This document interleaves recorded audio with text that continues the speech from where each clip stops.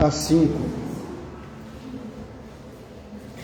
Lá perto de casa, alguns meses atrás, tinha um terreno vazio, um terreno comercial, e aí a gente viu a movimentação. Sempre a gente fica curioso com a movimentação. A gente viu chegar uns caminhões, colocarem lá uns tampões. A gente viu logo que ia começar uma construção ali, e foi bem rápido. Foi aquelas construções pré-moldadas. Então logo já tinha lá um galpão, fizeram um galpão, e a gente viu que era um galpão comercial, e eu e a Vilma ficamos nos perguntando: o que será que vai ter ali? Será que vai ser uma padaria, né? Que a gente sente falta de uma padaria ali no bairro. Será que vai ser um mercadinho, para a gente poder chegar mais perto? Então logo eles colocaram ali uma placa de aluga-se, e ficou ali, acho que nem um mês ficou ali com aquela placa, e logo a gente viu então que uma igreja alugou ali aquele galpão, né? Então logo eles fizeram as adaptações ali, colocaram a faixa, e pouco tempo já estavam começando ali os cultos. E a igreja foi crescendo, foi enchendo, né? E hoje não faz, acho que nem 6 meses que essa igreja está aberta, e já precisaram abrir um estacionamento no terreno ao lado, porque não cabia mais os carros dos fiéis nas ruas. Então a igreja realmente, eu fiquei sentindo uma inveja santa, né? Se é que isso existe, né? Algumas pessoas dizem que existe inveja santa. Se existe, então é isso que eu senti. Fiquei pensando, será que eles não poderiam emprestar alguns fiéis para a gente, né? Pedir para eles emprestar uns 30 fiéis ali, uns 30 já está bom, eles não iam nem sentir falta, né? Mas esse parágrafo que nós vamos ler aqui no Evangelho de João, a gente vai ver que Jesus também era bom em reunir pessoas, em atrair multidões. Para onde ele ia, ele atraía multidões. E ele fazia de tal forma, né, que é de realmente causar inveja santa a qualquer líder carismático do dia de hoje. Então vamos ler aqui João capítulo 6, de 1 a 15. Esse texto é bastante lido na Bíblia, porque ele fala nesse parágrafo aqui, está incluída a multiplicação dos pães. Então vamos ler juntos. Diz assim a palavra de Deus: Depois destas coisas, atravessou Jesus o mar da Galileia, que é o de Tiberíades. Seguia-o numerosa multidão, porque tinham visto os sinais que ele fazia na cura dos enfermos. Então subiu Jesus ao monte e assentou-se ali com seus discípulos. Ora, a Páscoa, festa dos judeus, estava próxima. Então Jesus, erguendo os olhos e vendo que grande multidão vinha ter com ele, disse a Filipe: Onde compraremos pães para lhes dar a comer? Mas dizia isso para o experimentar, porque ele bem sabia o que estava para fazer. Respondeu-lhe Filipe: Não lhes bastariam 200 denários de pão para receber cada um o seu pedaço? Um de seus discípulos, chamado André, irmão de Simão Pedro, informou a Jesus: Está aí um rapaz que tem 5 pães de cevada e 2 peixinhos. Mas isto que é para tanta gente? Disse Jesus: Fazei o povo assentar-se, pois havia naquele lugar muita relva. Assentaram-se, pois, os homens, em número de quase 5.000. Então Jesus tomou os pães e, tendo dado graças, distribuiu-os entre eles, e também igualmente os peixes, quantos queriam. E quando já estavam fartos, disse Jesus aos seus discípulos: Recolhei os pedaços que sobraram, para que nada se perca. Assim, pois, o fizeram, e encheram 12 cestos cheios de pedaços dos 5 pães de cevada que sobraram aos que haviam comido. Vendo, pois, os homens o sinal que Jesus fizera, disseram: este é verdadeiramente o profeta que devia vir ao mundo. Sabendo, pois, Jesus que estavam para vir com o intuito de arrebatá-lo para o proclamarem rei, retirou-se novamente sozinho para o monte. Vamos orar? Obrigado, nosso Deus, pela tua palavra. Obrigado pelo teu poder demonstrado tantas vezes, Senhor, como neste caso em que o Senhor multiplicou pães e peixes. Eram apenas 5 pães e 2 peixinhos, mas o Senhor alimentou uma multidão. Só de homens eram 5.000. Obrigado, Senhor, porque tu ainda tens demonstrado o teu poder em nossas vidas. Cada um de nós pode dizer, Senhor, pode contar pelo menos um milagre que o Senhor tem feito em nossas vidas. Talvez não tão à vista, não tão grandioso como esse milagre da multiplicação dos pães, mas certamente, Senhor, fez grande diferença em nossas vidas. E o Senhor tem feito isto para nós. Temos, Senhor, ouvido, temos testemunhado que o Senhor é bom, que o Senhor é poderoso. Obrigado, Senhor, por podermos agora, nesse instante, ler a Tua Palavra e meditar sobre isto, Senhor, e poder tirar lições para nossas vidas. Abençoa aqueles que não podem estar conosco agora, mas são dos nossos irmãos, que o Senhor possa cuidar de cada um. Também esteja com aqueles que ainda não entenderam, ó Deus, que o quanto é importante se aproximar de Ti, buscar a Tua presença, que o Senhor possa trazê-los também ao nosso meio. É isso que nós pedimos e agradecemos, em nome do Senhor Jesus. Amém. Amém. Aproximando-se de Jesus, a gente viu quantas pessoas, uma grande multidão, ia atrás de Jesus. A gente pode se perguntar, ao ler esse parágrafo, o que é que atraía tantas pessoas assim? Por que é que as pessoas se aproximavam de Jesus? Por que é que grandes multidões iam onde Jesus estava? Aqui a gente viu que ele atravessou um mar. Na verdade é um lago, mas eles chamavam de mar porque é muito grande. O mar de Tiberíades, ou é o mesmo o mar da Galileia. Tantas coisas aconteceram ali naquele lugar. E Jesus então ele atravessou esse mar num barquinho e a multidão, grande multidão, foi atrás dele. Em outros lugares onde narra essa história, a gente viu que ele, na verdade, procurava se afastar um pouco da multidão para ter um pouco de privacidade com os seus discípulos, mas a multidão ia atrás. Se não dava para ir de barco, eles iam a pé mesmo, atravessando por terra ali, rodeando o mar da Galileia para estar com Jesus. O que é que atraía essas pessoas? Por que é que as pessoas se aproximavam de Jesus? Lendo esse parágrafo, a gente pode ver que há vários motivos pelos quais as pessoas se aproximavam dele. O primeiro a gente pode encontrar nos versículos 1 a 4, que a gente lê aqui que ele atravessou o mar da Galileia, que é o de Tiberíades, então a multidão o seguiu, e aqui diz no versículo 2 que eles o seguiam porque eles tinham visto os sinais que ele fazia na cura dos enfermos. Então aqui a gente pode afirmar o seguinte, que as pessoas aproximavam-se de Jesus para ver e receber milagres. Aqui está dizendo justamente isso, no versículo 2, que eles estavam indo porque eles viram os milagres e as curas dos enfermos que Jesus fazia. Então eles iam porque eles queriam receber de Jesus milagres. Eles queriam ver Jesus fazer milagres.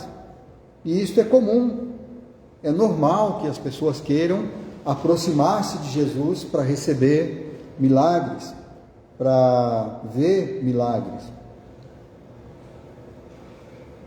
Por exemplo, lá em Mateus capítulo 9, versículos 20 a 22, a gente vê a história daquela mulher que havia 12 anos estava com uma hemorragia, que nunca sarava. Ela tinha gastado tudo que ela tinha com os médicos. Ela estava desesperada, 12 anos com uma hemorragia que não estancava. E era uma mulher de posses, porque ela tinha gastado com médicos. Não era qualquer pessoa que podia gastar dinheiro com médicos. Ela gastou tudo que ela tinha, mas ela chegou perto de Jesus, enquanto a multidão estava seguindo, e ela tocou nas vestes, na orla das vestes de Jesus. No versículo 21 de Mateus capítulo 9, diz que ela dizia consigo mesma: se eu apenas lhe tocar a veste, ficarei curada. Então é por isso que ela foi atrás de Jesus, e Jesus não a repreendeu. Ele, no versículo 22, ele se voltou, ele a viu e disse: tem bom ânimo, filha, a tua fé te salvou. E desde aquele instante, então, a mulher ficou sã. Então não é errado você procurar Jesus, você buscar a Jesus, porque você quer receber dele um milagre, porque alguma coisa está acontecendo na sua vida, você precisa desesperadamente de um consolo, você precisa desesperadamente de um milagre. Então você busca Jesus, você se aproxima de Jesus, porque você quer receber esse milagre. Em muitos outros lugares a gente vê isso. O chefe da sinagoga, lá em Lucas capítulo 13, versículo 14, ele ficou indignado porque as pessoas procuravam Jesus até no sábado. Jesus ia na sinagoga para ensinar, né? Eles se reuniam nos sábados para ter o estudo da palavra, mas as pessoas queriam ir lá para ser curados também. E Jesus curava. Jesus, ele via as pessoas e curava. Então o chefe da sinagoga, indignado, falou para a multidão: olha, vocês têm 6 dias para serem curados, né? Para serem curados. Venham nesses dias e não no sábado. Ele queria reservar o sábado, que não era para curar naquele dia. E Jesus, ele não se importava, ele curava também no sábado. Então, as pessoas queriam um sinal, as pessoas queriam ver isso com Jesus. Quando eu era adolescente, eu tinha acho que 16, 17 anos no máximo, eu não era convertido, eu tocava violão já, e gostava muito de rock, né? Tocava músicas do rock, não aqueles rock muito pesados, né? Aqueles rocks mais tipo os Beatles e alguns outros lá que eram mais suaves, né? Mas eu gostava muito da música dos Beatles. Então eu, um dia, conversando com Deus, eu era incrédulo, mas eu conversava com Deus. Eu lia a Bíblia, né? Eu já tinha até começado a ler a Bíblia, eu já tinha feito o voto de ler a Bíblia inteira. Um dia eu cheguei para Deus e falei: Deus, por que é que o Senhor não faz nada acontecer na minha vida? Eu queria que Deus fizesse acontecer alguma coisa, né? Eu queria que acontecesse alguma coisa grandiosa, né? Eu pensava assim: um dia eu vou ser um tocador de violão, eu vou ser um cantor, eu vou ficar famoso, eu vou ficar, quem sabe, que nem o John Lennon. Até tinha o óculos do John Lennon, agora eu voltei a usar esse óculos redondinho aqui, né? Mas eu já usava um óculos assim. E eu falei: Deus, faz acontecer alguma coisa, né? Eu quis colocar Deus contra a parede, né? Eu falei: se o Senhor não fizer nada, eu não vou mais seguir o Senhor, não vou mais falar com o Senhor. Como se isso, né? Como se pudesse falar assim com Deus, né? Mas Deus é tão misericordioso que Ele fez, né? Ele fez acontecer não sei se foi naquela semana, mas foi tão rápido que eu nem percebi. Tinha um festival de música numa igreja metodista lá em São Paulo. Quem conhece São Paulo deve saber onde fica ali o bairro da Liberdade. Ali tem uma faculdade, que é a Faculdade Metodista, e dentro da faculdade tem uma capela. Ali eles fazem cultos, fazem reuniões ali. Então eu fiquei sabendo que tinha um festival de música. Eles faziam festival de música, não precisava ser música evangélica, podia ser qualquer música. Então eu fui lá participar, né? Tinha uns jovens que frequentavam ali, e a gente foi, né? E a gente acabou tirando, eu e meu amigo que tocava junto comigo, a gente acabou tirando o primeiro lugar ali naquele festival, né? Cantando música dos Beatles, né? Foi tão legal, né? Meu pai foi lá me ver, né? Ficou orgulhoso, né? Me abraçou, me beijou, né? Meu pai nunca tinha me beijado e aquele dia ele me beijou, né? Porque ele ficou orgulhoso, né? De eu ter ganho o festival, né? Aí eu ganhei um chaveirinho, o primeiro um chaveirinho, né? Mas o chaveirinho legal, né? Ele era de cobre, né? E eu tenho ele até hoje, imitação de uma Bíblia. Eu sei que está guardado em algum lugar, não joguei fora. E nesse chaveirinho estava escrito, adivinha que versículo? João 3,16, né? E eu levava ele por todo lugar, né? Aquilo lá foi um grande acontecimento. Só que não aconteceu o que eu queria, né? Foi só aquilo, né? Eu não fiquei famoso, não prossegui, né? Nunca mais ganhei nenhum festival. Mas aquilo para mim foi marcante. Foi pela misericórdia de Deus. Para mim foi um milagre, né? E muitas outras coisas aconteceram. Depois eu me converti, né? Quando eu já estava casado, já tinha uns 20 anos de idade. Mas então as pessoas se aproximam de Jesus porque elas querem dele um milagre, ou elas querem ver um milagre acontecer, mesmo que seja com outra pessoa. As pessoas aproximam-se de Jesus também porque elas querem aprender mais de Jesus. Isso a gente encontra aqui nos versículos 5 a 7, voltando ali para o João capítulo 6, os versículos 5 a 7, a gente vê que quando Jesus viu aquela multidão, primeira coisa, Filipe estava do lado dele. Filipe era um dos 12 que estavam andando junto com Jesus. Filipe foi um dos primeiros discípulos de Jesus. Foi ele e o João que primeiro encontraram Jesus, ou foi o André? Não, foi ele e o André, né? Primeiro foi o João e o André. Mas aí logo o André também chamou o Filipe, né? Então foi um dos primeiros. E aí o Filipe chamou o Bartolomeu, lembra disso? Era o Bartolomeu? Ou era o... Não, era outro nome, né? Era outro nome. Era o Natanael, né?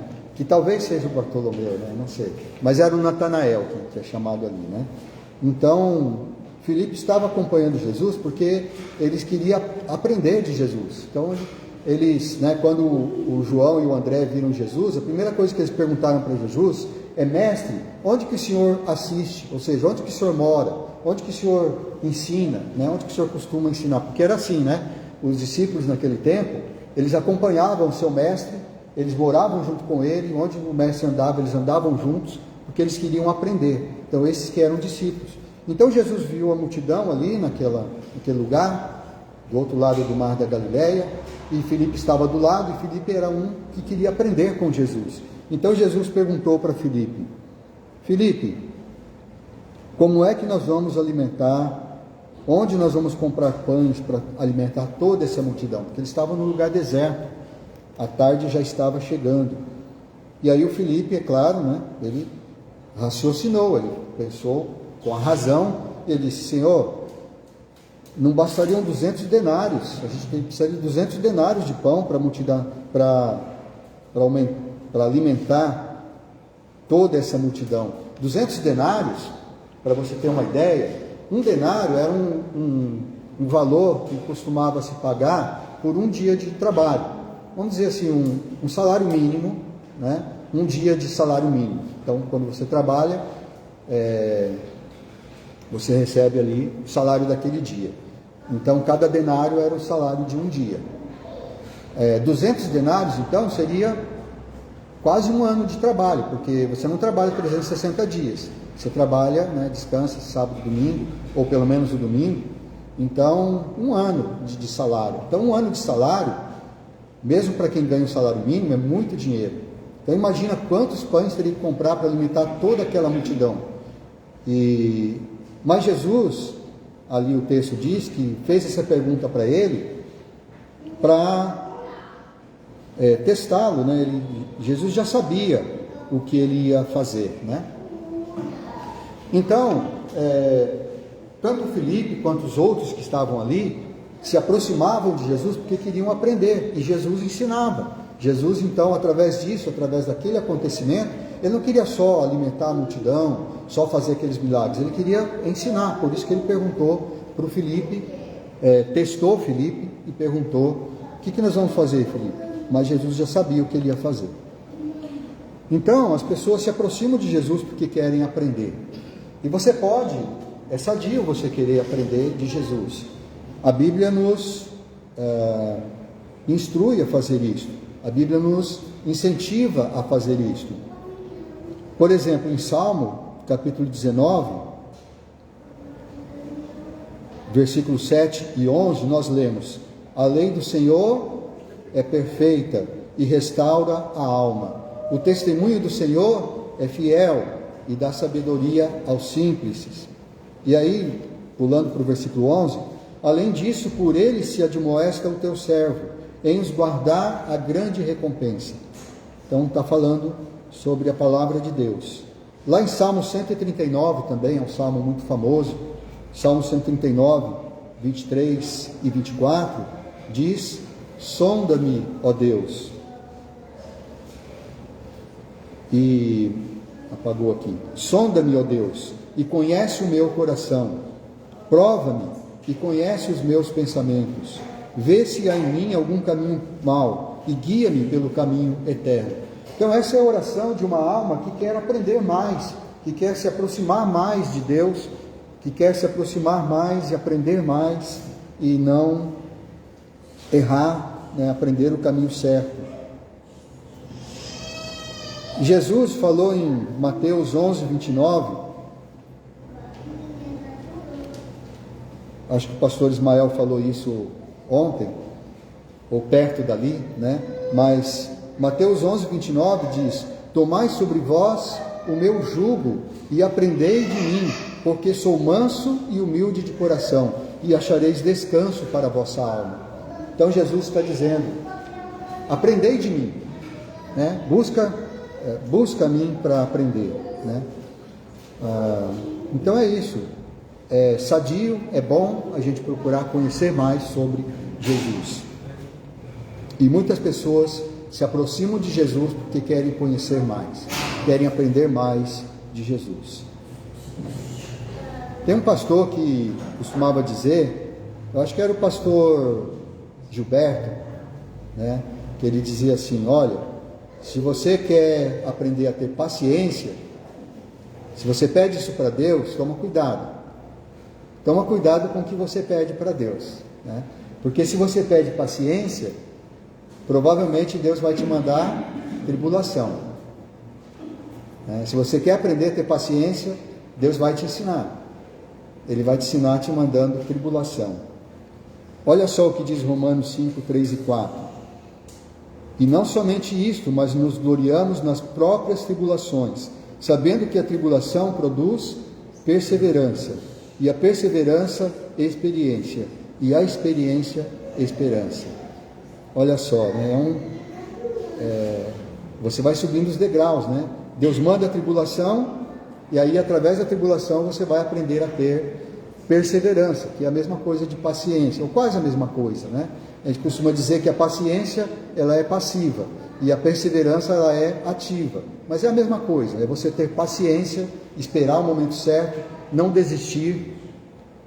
Então, se você quer paciência, peça a Deus, porque Ele vai te dar, só que Ele vai te mandar a tribulação, então segura aí, Tiago também fala sobre isso, Tiago 1, 2 e 3.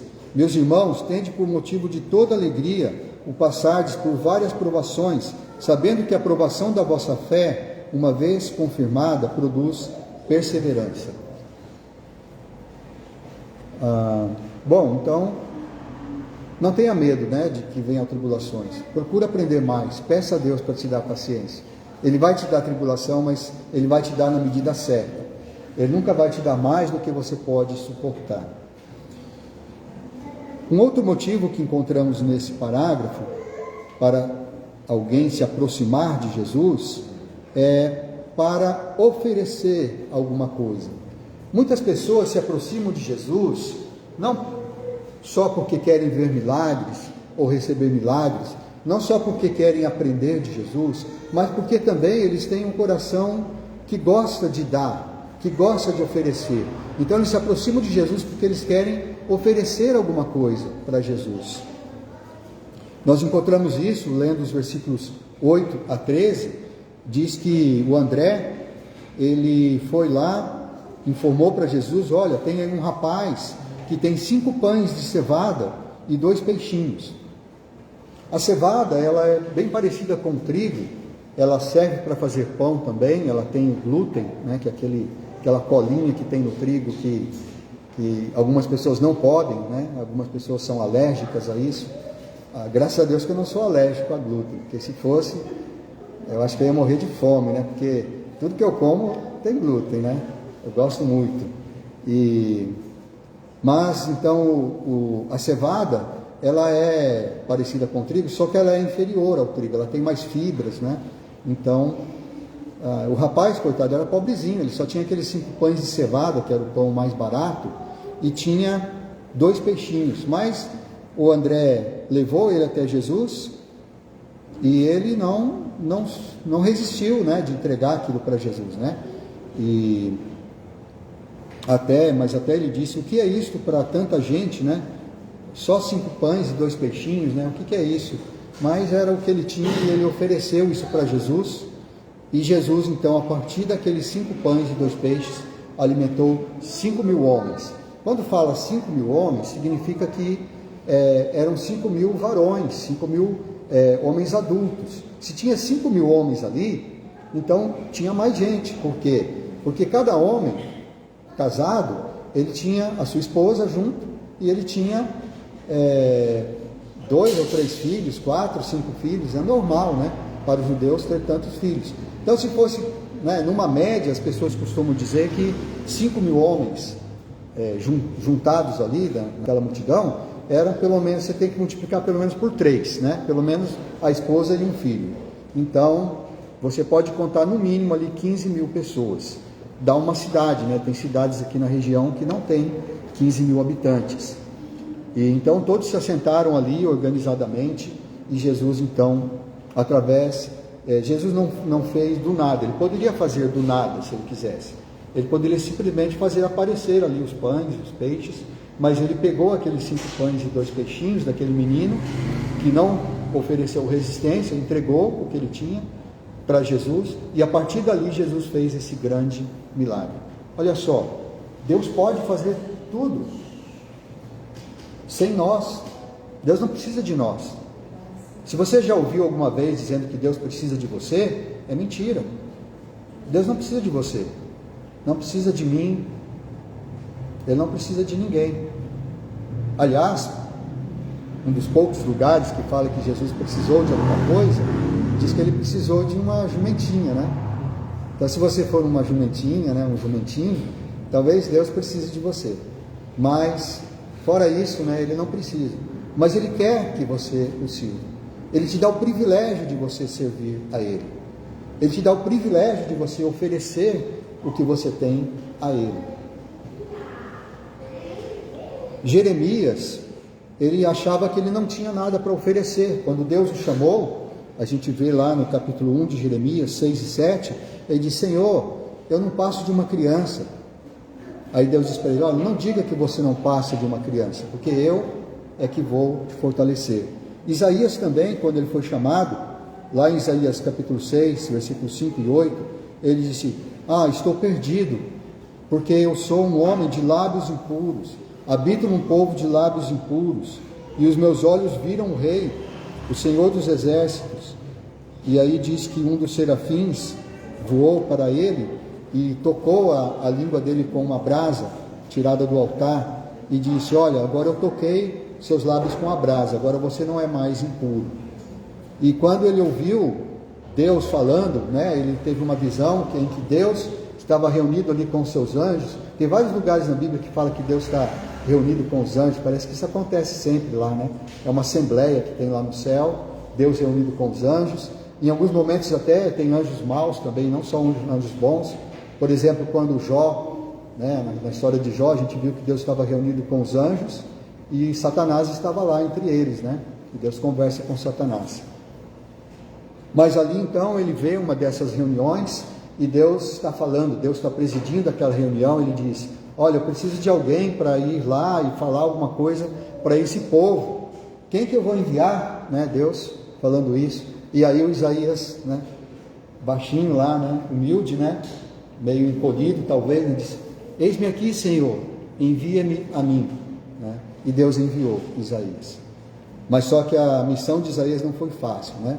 Foi falar para o povo: ouvi e não entendeis, né? Olhais e não percebeis, mais ou menos isso, né? Porque esse povo só me honra com os lábios. É isso que era a dura mensagem que ele tinha para dizer. O Jeremias também tinha uma dura mensagem para dizer, mas eles ofereceram o que tinham. Também nós encontramos em Lucas capítulo 21, de 1 a 4, a história daquela viúva, aquela pobre viúva. Jesus estava observando as pessoas darem ofertas, né? Colocarem lá no gasofilar suas ofertas. Eles viam muita gente dando lá grandes somas de dinheiro. Pessoas iam lá e colocavam, pessoas ricas, né? E aí veio uma viúva pobrezinha, né, com uma moedinha ou 2 moedinhas, não lembro. Ela foi lá e colocou a oferta lá. E Jesus falou para os seus discípulos: olha, vocês viram essa viúva? Ela deu mais do que todos os outros. Como assim, Senhor? Você deu 2 moedinhas ali, é como se fosse 2 centavos. Nem tem mais, né, moeda de 2 centavos. Foi o que ela pôs ali. Mas Jesus falou: sim, ela deu mais, porque os outros deram o que estava sobrando. Mesmo que eles deram grandes somas, eles deram aquilo que estava sobrando. Mas ela não, ela deu tudo que ela tinha, era todo o sustento dela. Então, o que é que você tem para oferecer para Jesus? Será que você é como aquela viúva pobre, que não tem nada para dar? Mas Jesus aceita. Será que você é como aquele menino, né, que só tem 5 pães e 2 peixinhos? Mas Jesus aceita. Jesus aceita você como você é. Venha Jesus como você é, com o que você tem. Porque os dons, a Bíblia fala, eles são diversos, eles são múltiplos. A graça de Deus, ela é multiforme. Talvez você não seja um mestre, você não saiba ensinar, mas você pode fazer o que você sabe. Talvez você saiba cozinhar, talvez você não sabe cozinhar, mas você sabe conversar, você sabe atrair as pessoas, você tem o dom de misericórdia. Olha só, dom de misericórdia é um dom que falta muito na igreja.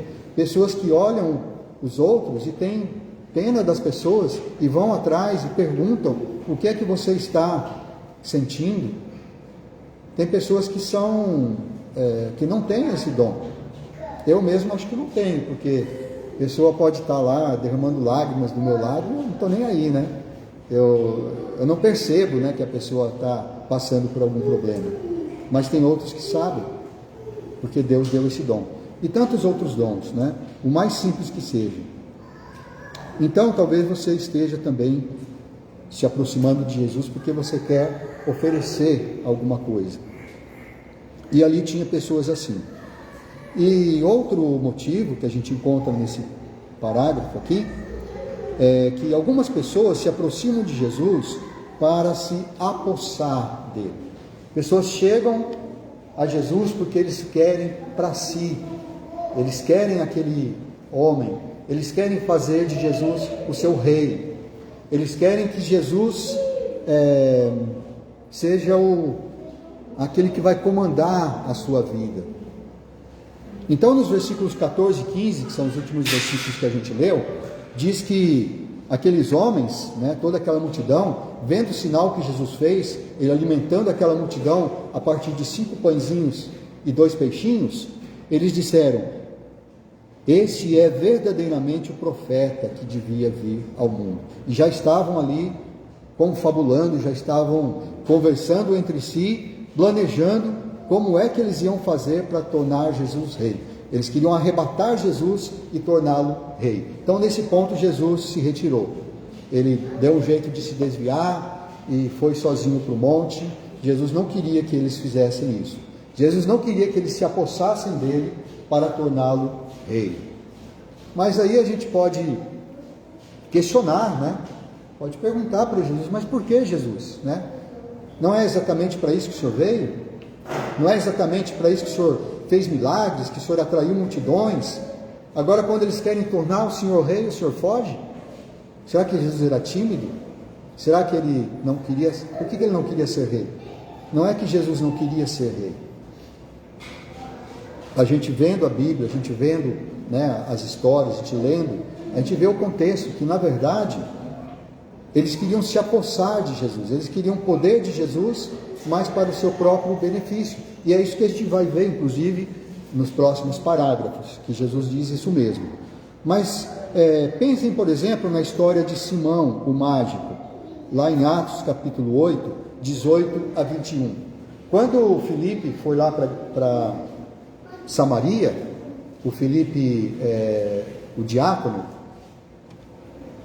ele foi lá para Samaria, ele pregou, e ele, com grande poder, ele convenceu as pessoas, e antes havia ali um homem chamado Simão, que ele era mágico, ele era um líder carismático ali, ele atraía a multidão antes do Filipe ir para lá.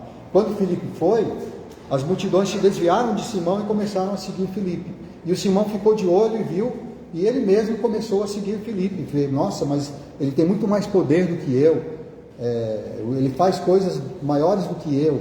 E ele foi e diz até que ele abraçou a fé, ou seja, ele provavelmente se batizou ali com Filipe, seguia Filipe, e ele ficou de perto olhando, né, impressionado. Depois João e Pedro foram lá e impuseram as mãos naqueles que tinham crido, e eles receberam o Espírito Santo. Aí que o Simão, então, ele viu uma oportunidade. Opa, tem uma oportunidade para mim. O que ele fez? No versículo 18 de Atos 8, diz assim: vendo, porém, Simão, que pelo fato de imporem os apóstolos as mãos, era concedido o Espírito Santo, ofereceu-lhes dinheiro. Por que ele queria pagar para ter o Espírito Santo? Para ele, era um investimento, não é verdade? Ele queria pagar, ofereceu para Pedro, falou, Pedro, me dá esse poder aí que você tem de impor as mãos nas pessoas e eles receberem o Espírito Santo. Eu tenho aqui, quanto você quer? Né? Ele provavelmente tinha muito dinheiro para oferecer. Por quê? Era um investimento, porque ele queria ganhar dinheiro também a partir disso. Mas a resposta que ele recebeu no versículo 21 é: o teu dinheiro seja contigo para a perdição.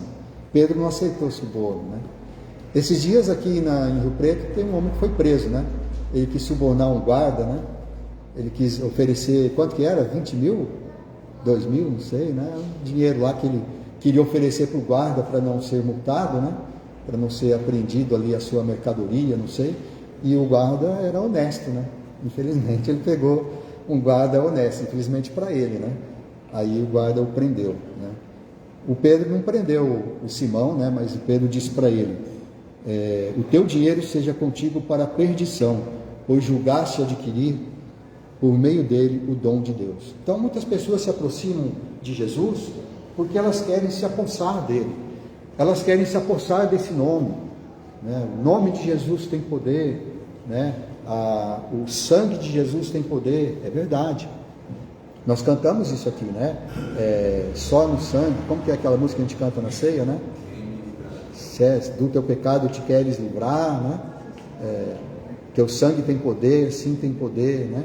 Ou aceita o dom de Jesus, é isso, né? Tem poder, mas só que toma cuidado, né? Esse poder não é seu. Embora a gente cante às vezes, né? Como em algumas músicas, por exemplo, tem uma música que a gente canta assim: Cristo é meu, sim, Cristo é meu, né?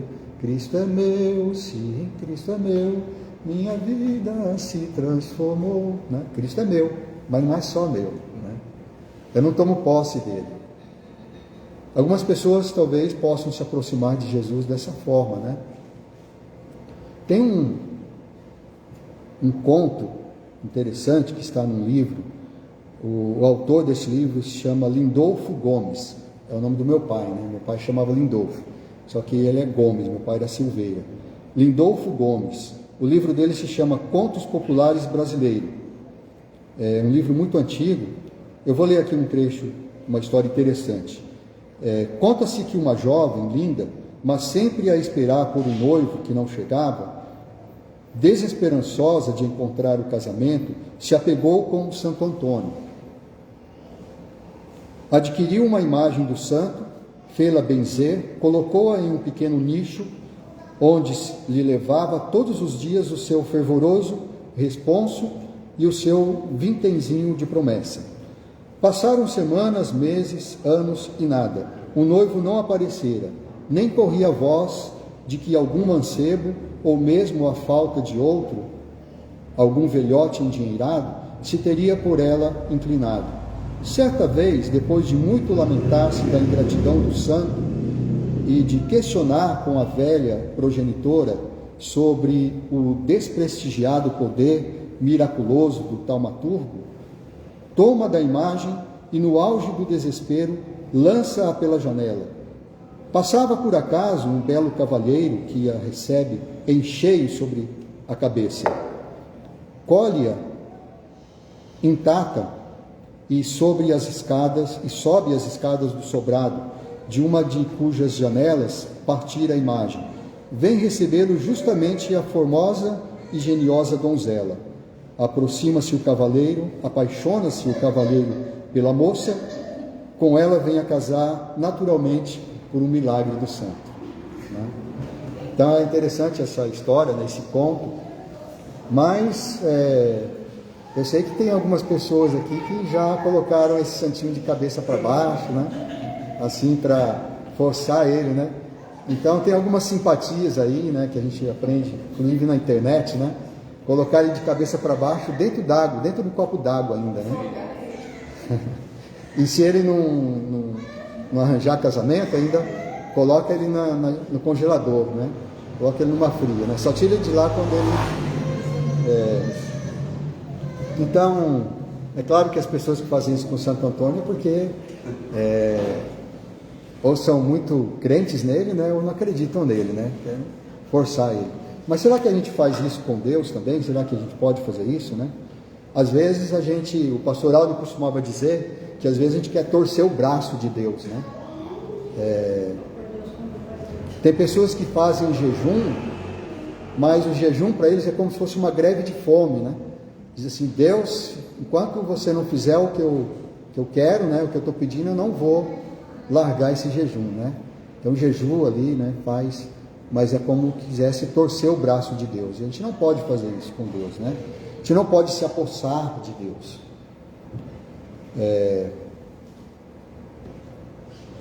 Mas algumas pessoas se aproximam de Jesus porque eles querem se apossar de Jesus. Tem uma coisa que lhes interessa e eles querem então dessa forma. Se você quer fazer Jesus se tornar o rei da sua vida, perfeito, é isso mesmo. Jesus é o rei, ele é o rei dos reis, mas ele não é teu servo, né? Ele é o rei, é para você servir e não para ele te servir. Embora na sua misericórdia, né, ele acaba nos servindo. Por que você tem se aproximado de Jesus? Você tem se aproximado de Jesus porque você quer receber ou você quer ver algum milagre? Não é errado, porque realmente ele faz milagres. Realmente ele quer que você o busque. Na oração do Pai Nosso, né, ele diz: venha o teu reino, seja feita a tua vontade, né, e ele ensina você a pedir o pão nosso de cada dia, né? E aí, se você for ler na sequência, o pastor Ismael leu isso também na sequência, ele vai dizendo, por exemplo, ele argumenta, né? Olha as aves do céu, né? Não anda ansioso pela sua vida, sobre o que você vai comer, sobre o que você vai beber. Olha as aves dos céus, elas não semeiam, elas não colhem, não ajuntam em celeiros, contudo o vosso Pai Celeste a sustenta. Não se preocupa com o que você vai vestir, porque olha os lírios do campo, eles não tecem, eles não costuram, falando aí na nossa própria linguagem, mas nem o Salomão, em toda a sua glória, se vestiu como qualquer deles. Ora, se Deus veste assim a erva do campo, que um dia nasce, outro dia é lançada no forno, quanto a mais a vocês, homens de pequena fé. Só que ele começa dizendo isso, né, quando você vê isso lá em Lucas, ele começa dizendo: você não pode servir a dois senhores. Você não pode servir a Deus e as riquezas. Então, Mas, então você tem que ir para Ele sim, para buscar as suas necessidades. Será que você se aproximou de Jesus, ou tem se aproximado de Jesus, porque você quer aprender mais sobre Ele? Que bom, porque Ele disse isso, né? Vinde a mim, vocês que estão cansados e sobrecarregados, e eu vos aliviarei. E Ele também diz, né? Aprendei de mim, porque eu sou manso e humilde de coração. Então, se você quer aprender de Jesus, talvez você queira estudar teologia, saber, né? A natureza de Jesus, Ele é totalmente Deus, Ele é totalmente homem, né? Você quer estudar cristologia, você quer aprender sobre Jesus, que bom. Mas, mais importante, aprenda com Jesus a ser manso e humilde de coração, assim como Ele é. Você quer oferecer alguma coisa para Jesus? Ele aceita tudo que você quiser oferecer, mas a Bíblia ensina que você tem que oferecer não como alguém que está constrangido, mas de coração. E se você quer dar aquilo que está sobrando, tudo bem, Ele aceita. Mas aquele que dá tudo que tem, mesmo que seja pouco, então ele dá uma oferta maior. Jesus considera como uma oferta maior, assim como aquela senhora e como aquele menino que só tinha 5 pães e 2 peixinhos. Jesus não precisa do seu dinheiro, Jesus não precisa do seu talento, Jesus não precisa da sua inteligência, Ele não precisa daquilo que você faz tão bem, mas Ele quer aceitar, Ele quer te dar o privilégio de você servir.